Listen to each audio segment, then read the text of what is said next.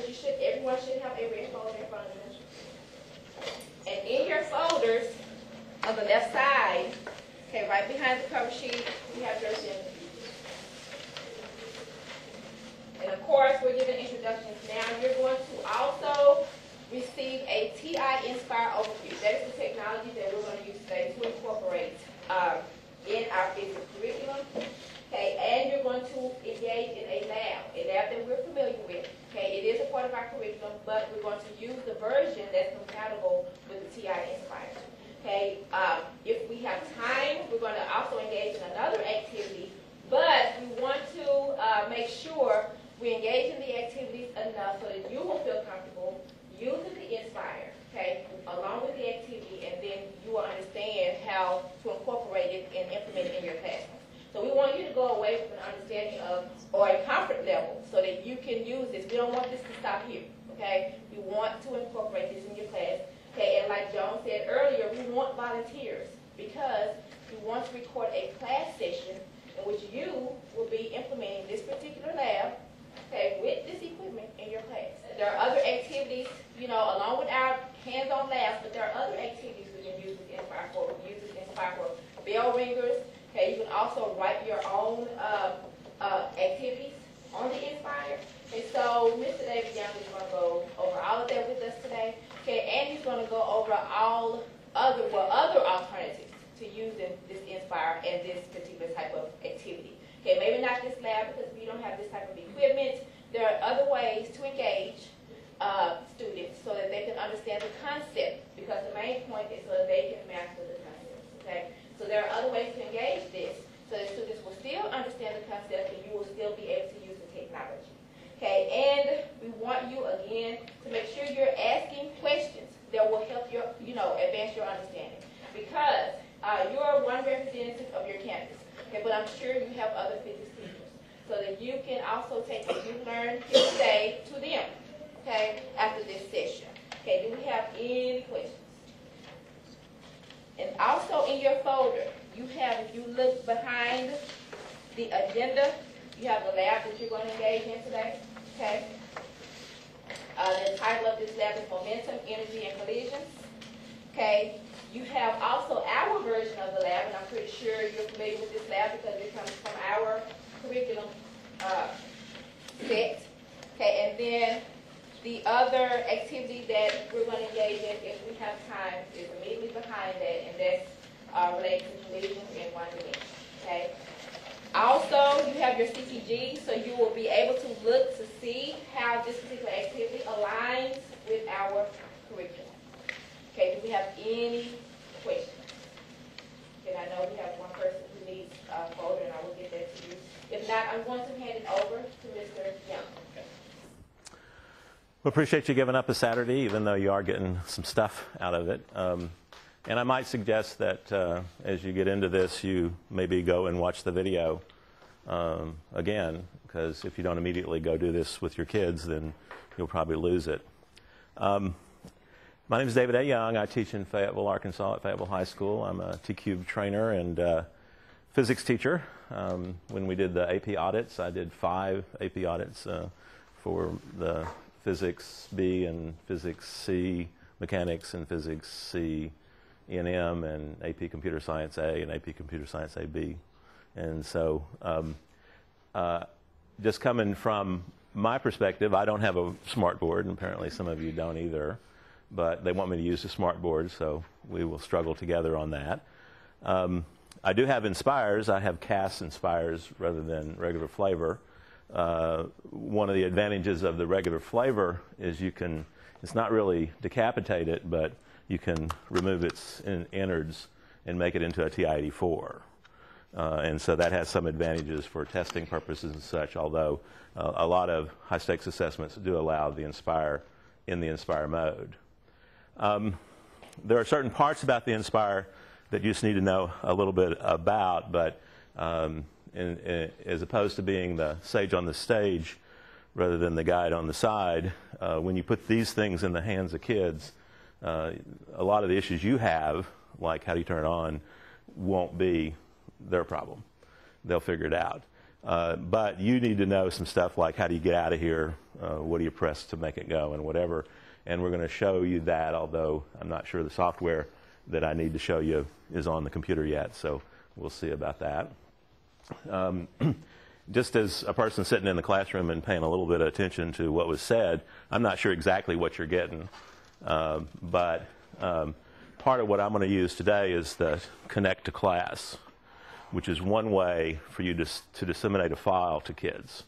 And when you came in earlier, you set up your name and log in for that, and some people haven't quite done that, so we'll do that here in a second. There is another way, I think there's maybe one cable in the room that allows you to do that, is to send from one calculator to the other. And so you hook these together, and then this calculator sends it to this calculator. Works the same way whether you do it to the computer or to a calculator. Calculator is just a different cord. And then we're going to study the motion detector, which I don't know if that's part of the equipment you're getting or not, but would be required to do the lab to collect data, which is time and distance and velocity and acceleration. So this will collect that information for you. A pretty good device for that. And we'll play around with how do you make it go before we do the lab. So one of the expectations, I don't know if y'all have vertical teams where you sort of think about what physics do you do in kindergarten, what physics you do in whatever. So when kids come to my physics class, if they've never used one of these before, that slows me down. I would assume that they've used them before, so some of the things about where do you point them and how do you make them go will already be gone, but possibly not. That is, you may be the only persons in the district that have these, and whatever. I do know the math folks, have lots of these, but sometimes we don't talk with them. And then over here, some literature and some stuff that you'll want to pick up a copy of as you live your life today. 3 hours is not a whole bunch to get you from knowing little or nothing to being an expert, but bottom line for me and all workshops I do with teachers, and as was stated earlier, is we want you to do this with kids. So as you think about this, think about how would I do this with my kids? Where would I stand? Where would I put the equipment? What would I do? How do I get this? Do I already have this? How does the thing I have work better or different than the thing that we have? Now, this baby's kind of expensive, and as I understand it, you can check it out. You probably have to reserve it. These are really nicely balanced and almost frictionless until they fall on the floor a couple of times. So one of the big problems with using these with kids is that you want to leave them legs up, and preferably over there you take them over. And this cart is set up so that when you put it on, it doesn't roll one way or the other, so it has to be done. Now, a lot of teachers I know do it all for the kids, and they just come in and do it. I'm the other kind of teacher where it's all over here in the corner. You follow my instructions, and you set it up. You make it go. So I don't know what kind of teacher you are, but be thinking about that. Would I have it all set up for the kids and all they do is press a button, or do we talk about what do we want to do, how do we want to do it, where would we put it, how would we set it up, how would we know it works, and those things like that.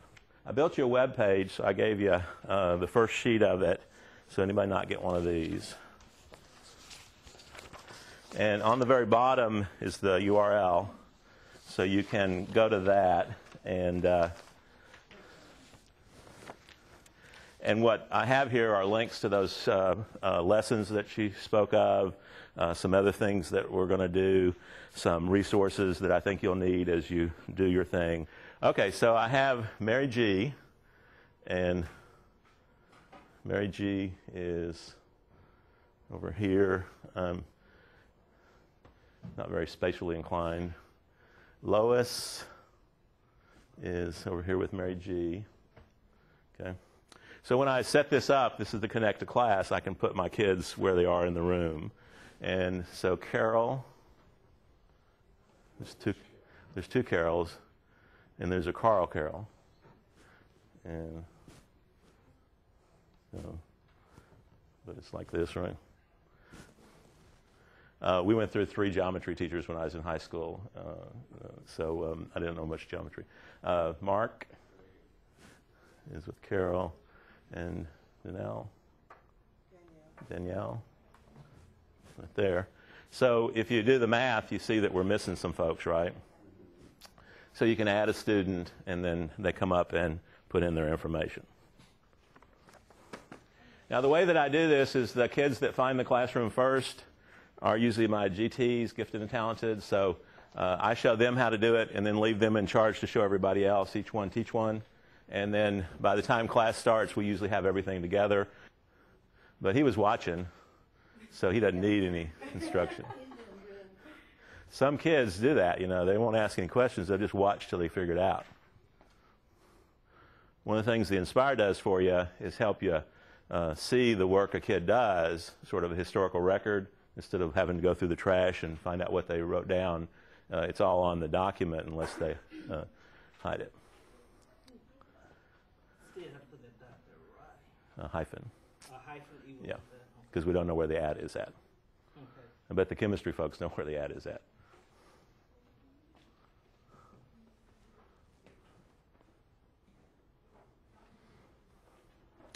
Now, what this software does, it sort of allows me to take files and send them to the kids in bulk by having them hook into this menagerie. I can also pull them back or get them voluntarily, you know, where you just excrete your work. And if I have you log in, then it's tagged with your name. And so that helps me. Okay, so everybody's kind of confident that we do this. And I don't know, Rob, nobody's answering questions here. So are they getting Connect-to-Class? Do they have Connect-to-Class? They're all going to get a copy of Connect-to-Class, the same thing that you're using right now. Okay. Now that's software and hardware. And the software you install, if you're an administrator, you'll have to install as an administrator because it puts in USB drivers. And then it's a physical box that probably looks different than this, that's probably powered with an AC adapter. And then you can daisy chain them so you can get more than just 7. But in my class, when I don't use the navigator, you know, it's just 7 cords, come up, get your stuff, go sit down. And it, you know, it takes 1/10 of a second. The hardest thing is like, well, move out of the way so I can get a cable. Okay. So we're going to use that a little bit today. So it's stuff that you're going to get, and that's the question you need to ask is like, do I get one of these, or how do I get one of these, or, you know, because there's a teacher who sits over there and get training from other people. I say, okay, like, so what of this will I have in my classroom? I need to ask that. The other thing that I'll just mention briefly now, and we'll talk about more later, is which lab are you actually going to do? Because there's like 4 labs she mentioned. And I think the idea is that we're going to decide actually what we want to do at the end. And so that may need to be written up, or it may be like, okay, it's clear to me we're going to do this, except we're going to do it that way. Because when I do momentum, conservation of energy, conservation of momentum, I do collisions that are sticky and collisions that are not sticky. I don't have these fancy things, so I do other carts, and I have to say, well, you know, plus or minus 10%, because I got, you know, gravity, friction, and stuff going on. So, so whatever you got, but it's good that you have the opportunity to check these out. And so, you know, who to call, who to email, how to check them out. Is that all online? Okay. So, you know, that might be a question you might ask somebody. Okay. I'm rhetorical a lot, but in this case not. So, can you elaborate? Okay. You can jot down this information. My name is Jacqueline Rivers. My email address is jrivers@dallasisd.org. Check them out. You check out a set. Well, you'll check out the whole set, and then, you know, just let me know how long you need to use them, and then we'll work it out from there. And the set looks like 6, what are they, 1.5 meters, and 2 carts per, and one cart has the spring loaded and the other one doesn't, but they've got the Velcro, or looks like we don't have the Velcro, but we got magnetic. So you can either be positive or negative, or positive and negative. I'm not positive about that. But. Okay, so what happened when I made people do it again is that I had not closed this.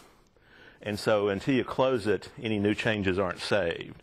So when I rebooted to install the software, which may or may not be here, I didn't, it just sort of killed it rather than closed it. So I'm going to close it now, and it flashed real quick saving this class. So when I open it up again, and it's this one right here, it should show a class called DISD. If I had other classes, they would be listed here, or if I wanted like first period, second period, I would choose this to add a class. Pretty straightforward software. But for this class, I can see a seating chart, or I can see a list of kids this way, and this is where I steal your emails. So I just copy and paste from that, and I can send you the email. So I guess maybe we want Twitter accounts now rather than emails, but I haven't quite crossed over yet. Give me your Facebook URL. All right, so I would begin the class to send stuff, or I could send stuff without beginning the class. If I begin the class, then you have to log in, and therefore I know you're here, I know you're getting, I know you got it, I know you sent it back. If I don't, if I just send stuff, then I don't have any of that information. So we'll see here about that in a minute. Here's the software I'm trying to install, and I don't know whether you get any more than 90 days of this, but we're going to go ahead and install it.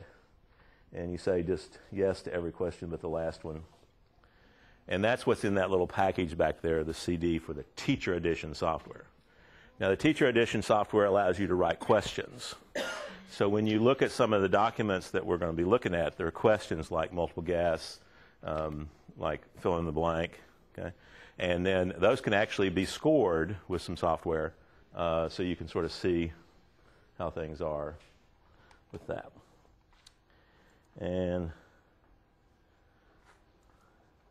so this is the web page that I set up for you, and I've made some changes to it since I printed this out. But basically, if you get to this, there's a link to my web page and to Rob's web page where you can ask Rob questions about TI stuff and me questions about what did you do to me.